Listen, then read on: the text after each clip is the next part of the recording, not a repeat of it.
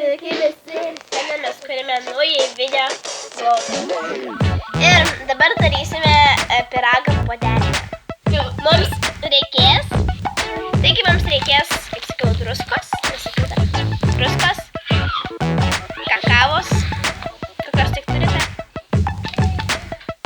aliejaus kokią čia turite, aišku, mes va tokį šitais kažkokį, taip pat kepimo miltelių, štai tokių, pieno, kokie turite, 50 gramų miltų, taip pat puodelį, šaukštelį ir cukrus. Tikrai prireiks. Dabar dėsime. Tai ir dedame 50 gramų miltų.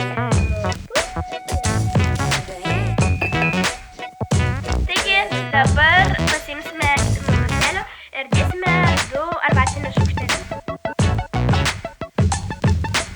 Dabar įdėkite cukraus 3 arbatinius šaukštelius. Ir dėkite